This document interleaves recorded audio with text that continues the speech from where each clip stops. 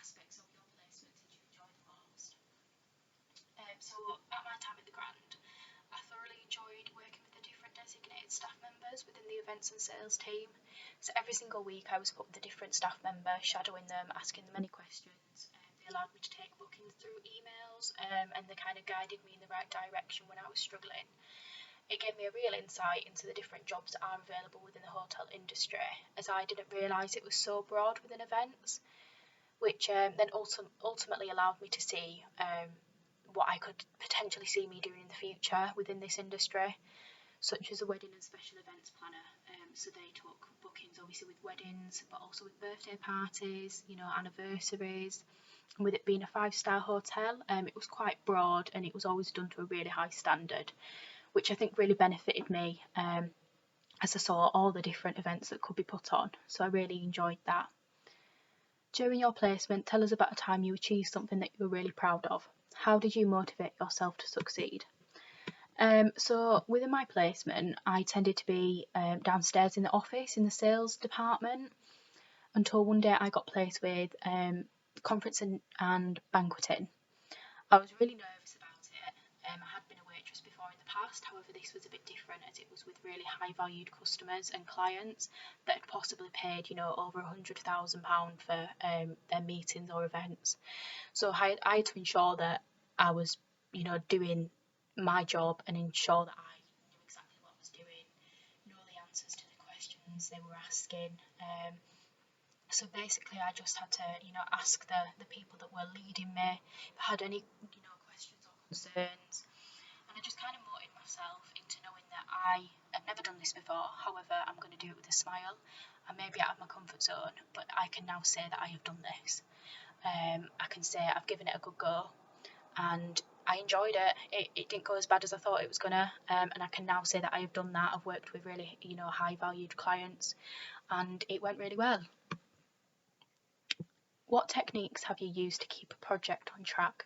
Using an example, what do you think are the key components for keeping a project running smoothly? So like I said, I have worked as a waitress before.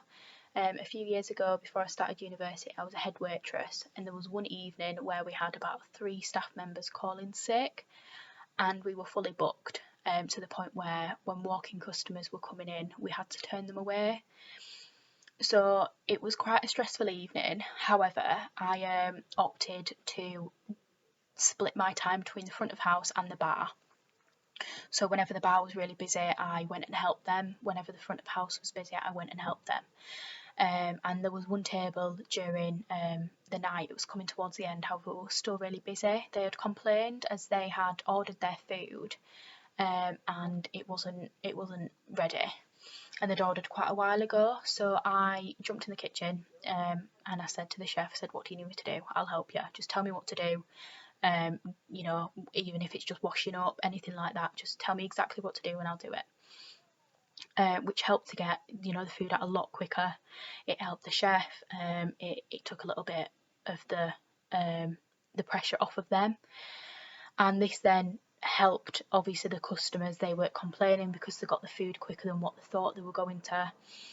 So with doing this, I think the key components is having a good work ethic and teamwork. You need to be willing to get stuck in. When your other colleagues are struggling, you need to just be willing to say, you know what, I'll do that. I've not done it before. Tell me what to do, and I will do it. And that's just really, working as a team. It ensures everything goes well, goes smoothly and effectively.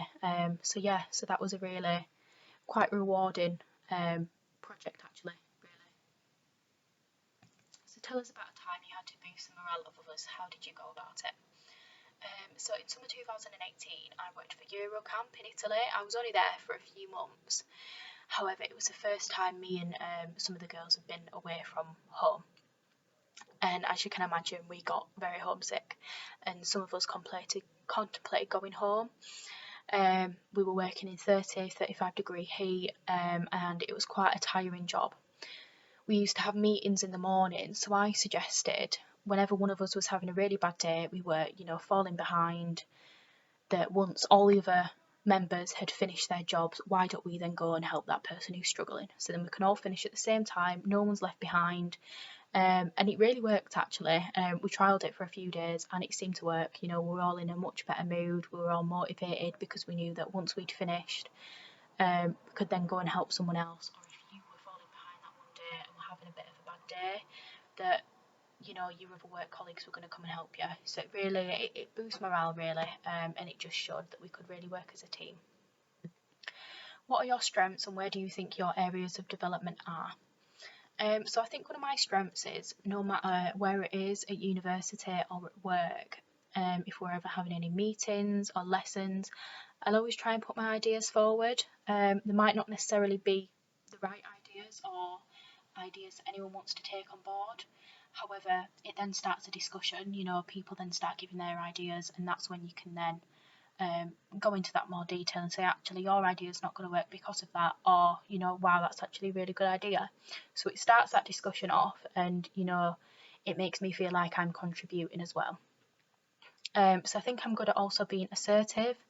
So I ensure when given a task, again, within university or work, that I try and do it to the best of my ability. So with the examples given earlier, I might not necessarily have the best knowledge on it, but I will try and do it to the best I can, and I will ask for help along the way.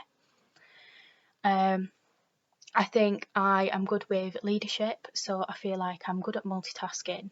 I've got good team morale and work ethics, as stated earlier. I feel like they're really key sometimes. You know, you need to be sure that you can work as a team. You know, if someone is struggling in your team, go over and ask how you can help.